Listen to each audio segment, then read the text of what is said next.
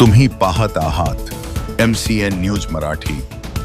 वर्धा जिल्ह्यातील रोठा गावात 12 वर्षीय अल्पवयीन मुलीच्या निर्घृण हत्येप्रकरणी अखेर पोलिसांना मोठे यश मिळाले आहे। या प्रकरणातील आरोपीचा शोध लावत पोलिसांनी शेजारील शेतात मजुरी करणाऱ्या शेतमजुराला अटक केली आहे। या घटनेमुळे संपूर्ण जिल्ह्यात संतापाची लाट उसळली असून आरोपीला कठोर शिक्षा देण्याची मागणी होत आहे।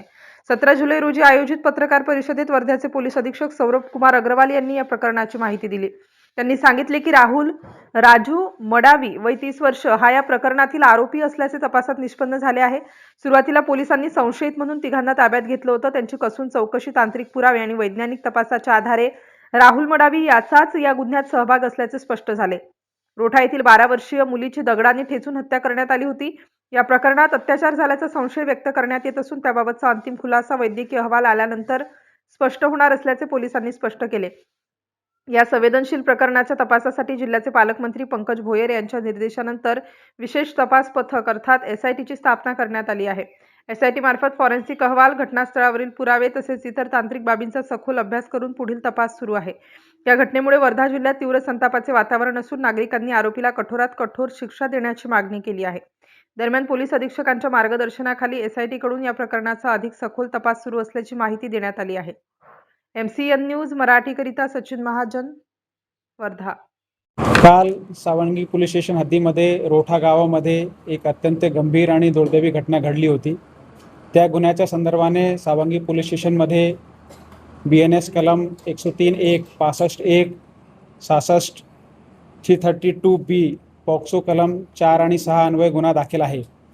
सदर गुन्ह्याच्या तपासामध्ये आरोपी राहुल राजू मडावी राहणार रोठा याचा सहभाग निष्पन्न झाल्याने त्याला या गुन्ह्यामध्ये अटक करण्यात आलेली आहे।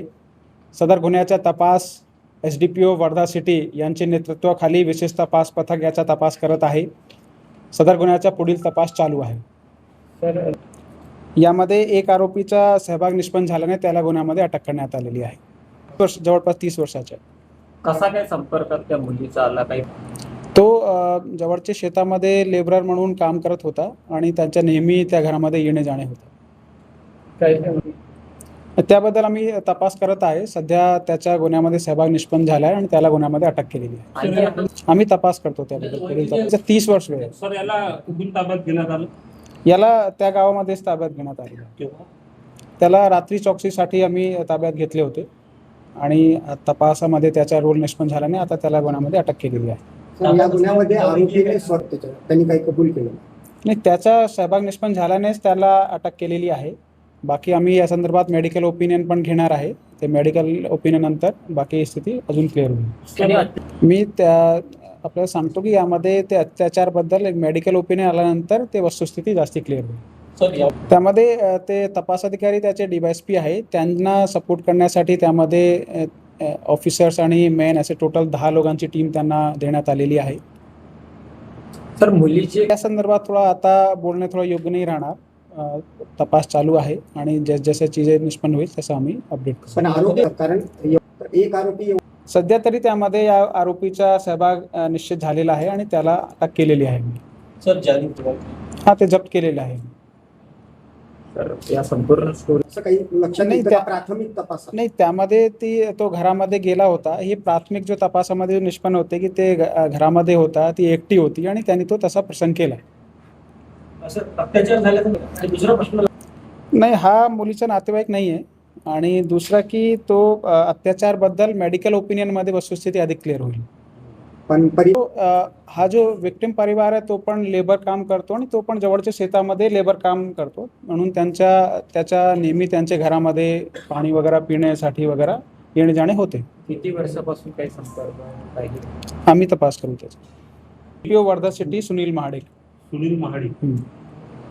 नवीन आले आहेत यामध्ये तपास अधिकारी SDPO वर्धा सिटी आहे सुरुवातीपासून तपासाचे, आणि त्यामध्ये जेव्हा कोणताही गंभीर गुन्हा घडतो त्यांना मदत करण्यासाठी एक विशेष टीम त्यांना दिली जाते जो डेडिकेटेड त्या गुन्ह्यामध्ये काम करतात। त्यासाठी आम्ही एक 10 लोकांची टीम तयार केलेली आहे। फास्ट ट्रॅक कोर्टाची पण मागणी केली होती काय? यामध्ये आम्ही लवकरात लवकर त्याच्या गुन्ह्याचा तपास करून त्याला कोर्टामध्ये सादर करणार आहेत। नंतर न्यायालयाला तशी विनंती करण्यात येईल। याबद्दल मी अजून माहिती घेणार आहे आणि यामध्ये माझं सर्वांना आव्हान पण आहे की चांगल्या प्रकारे तपास सुरू आहे आणि सर्वांनी संयम ठेवावा। सर मृत नाव नाही सर, तर तो एक गुन्हा आहे.